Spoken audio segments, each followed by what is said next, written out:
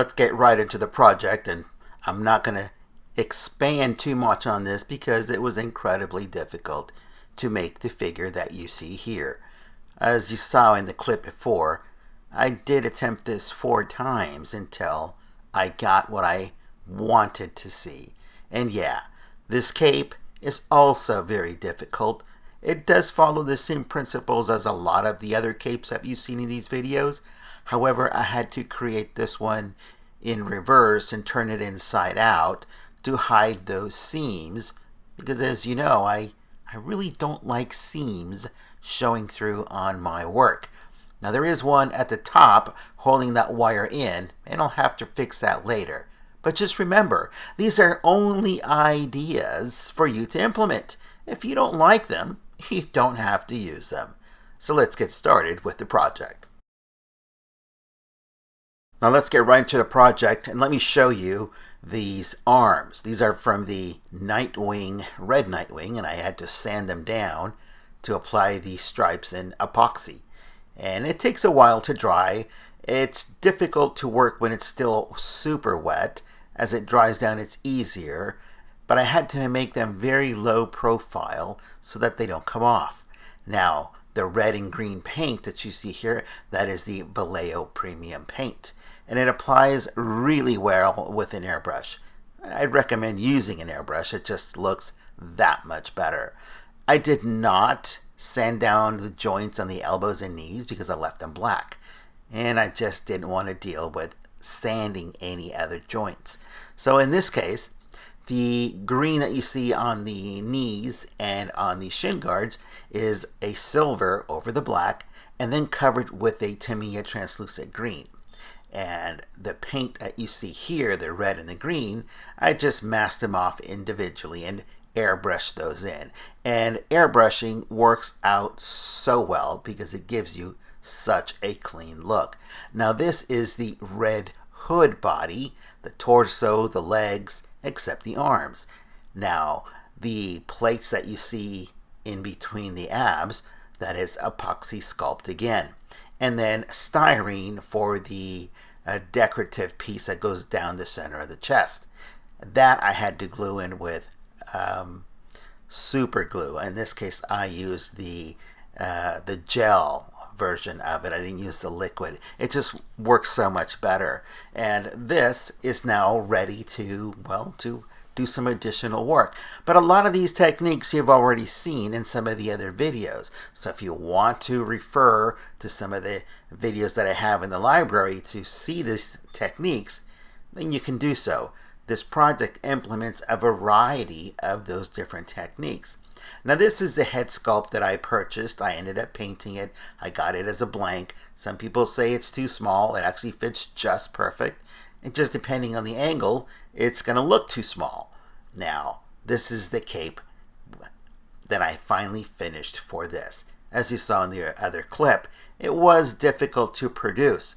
Now, the cape here has a darker yellow, kind of a mustard yellow, a yellow orc. It's not a bright yellow. The black cloth is something that I had as an extra. Both of them fray very, very easy. So you have to cut them together, and you're gonna have to sew them before they start fraying. The black edge that you see here, that is actually sewn in at the edge, and the yellow is actually ironed on with that double iron-on tape so that you don't have a double stitch at the edge. And this is the opening where I ended up turning the cape inside out so that I could do the sewing and then turning it back inside out, or so that I can actually iron it out, press it so that it looks as it's one piece, and thereby hiding the actual stitching. The stitching is on the inside. There is one wire that goes all the way up to the top, but here's what is important.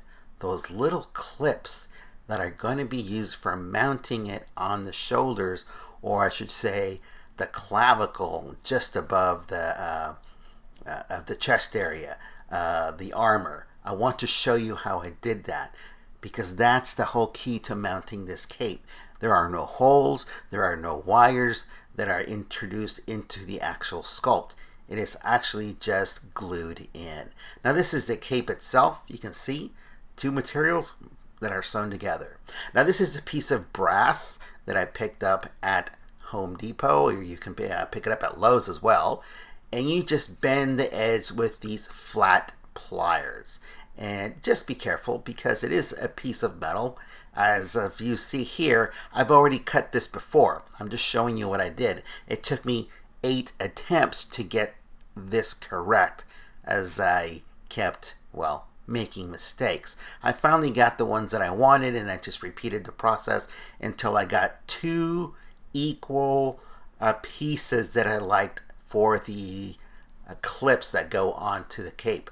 Now, this itself is actually silver in the TV series.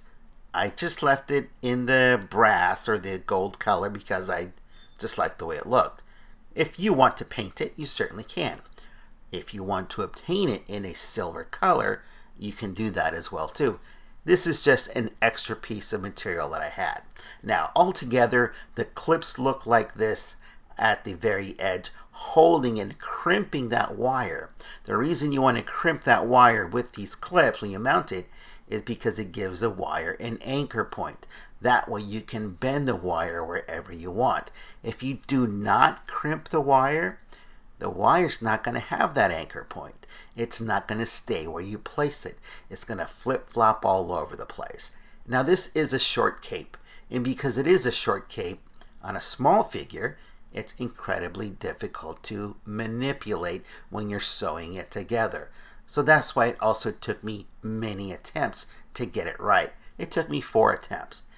And because of the wire, it can actually stand on its own. So it really doesn't need that bust that I was showing you earlier. Now, getting back to the figure.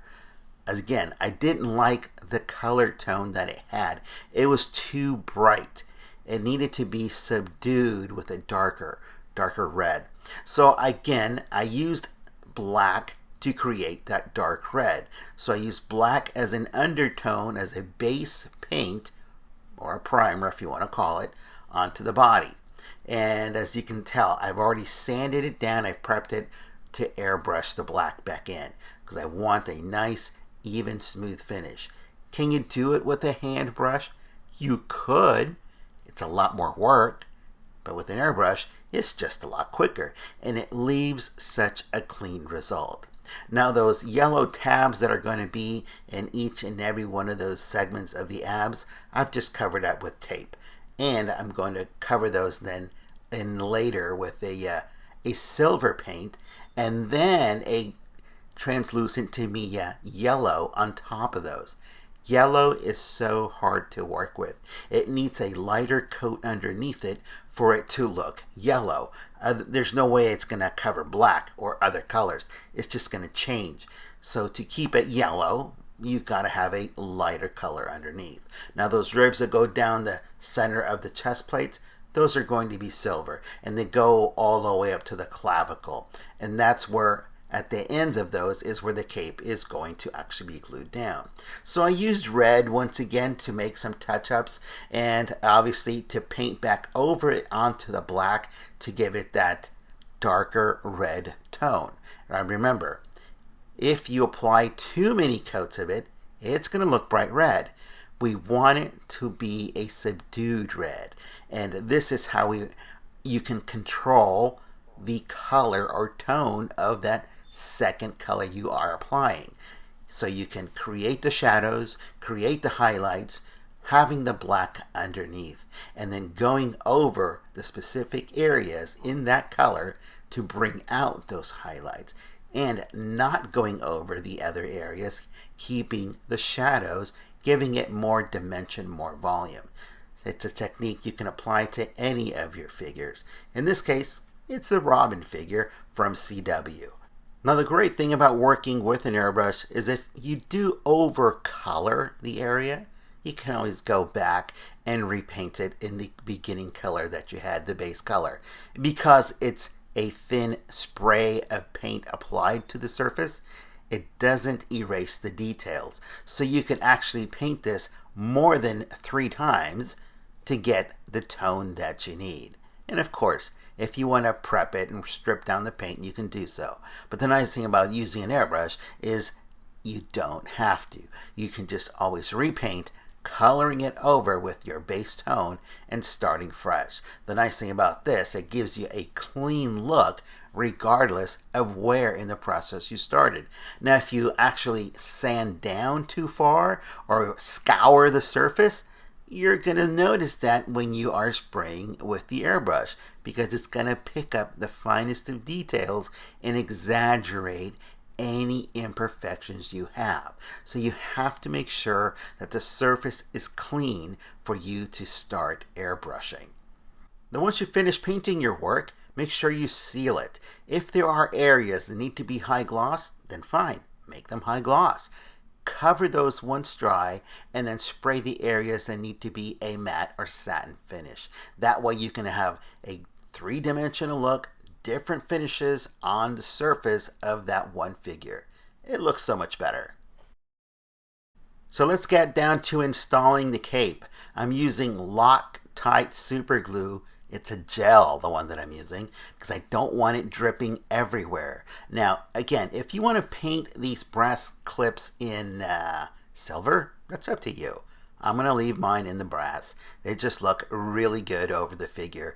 It doesn't have to be exactly like the figure or the character that's in the show. Remember, this is your artistic viewpoint. It's not somebody else's. So again, I only have one figure. I can only choose one method to show you. I chose this one. Again, these are just ideas and you can implement them or not. Now, just a very small dab of glue right at the clavicle, right at the end of this styrene, right here at the very end where it stops. You can apply it there. If you need to, you can apply it to the actual metal that's going to be glued down. Now, the best thing to do is to hold it down while it's drying, but that could get some glue on your hands. The best thing to do is just to tape it. And because you have covered the surface of the paint with a varnish, protective varnish, the tape is not going to hurt the paint. So applying it right at the edge, and this is why you want the tape, because you want to glue one end first and then the opposite. Do not glue them both at the same time. You're going to get glue everywhere. Even if it's gel, it's just going to make a mess. So once that is dry or drying, come back and work on the other half. That way you can have, well, it's going to look like this, funky, tape on both ends. Wait for it to fully dry. If you have the accelerant, that's fine. I just don't like using because I don't like getting it onto the paint. Now, once it's all dry, you can come in and finish it off with your decal. And if you saw the episode using the Cricut machine to cut these tiny decals, I recommend you get one because it really makes a difference. Painting letters this tiny is very difficult, but having a machine cut it for you, boy, that really makes a really nice presentation. Now, because it is so tiny, you do have to use tweezers, and just like it does here, it may want to pull off part of it. So I used the tape itself, or the backing that I had it on, the waxed part of it, and I just kind of rubbed it on to make it adhere better to the surface. I pushed it around a little bit with the tweezers to straighten out that circle, pushed it down with my finger, and then I just came back again with that waxed surface of the paper and just burnish it down. And once you've got that done, you're set. Now I'm going to show you what this looks like in white light because some people want to see it this way. And then I'll show you how I like to see my figures in a more dramatic sense. Enjoy the clip. Any questions, let me know in the comments, and we'll see you here next time.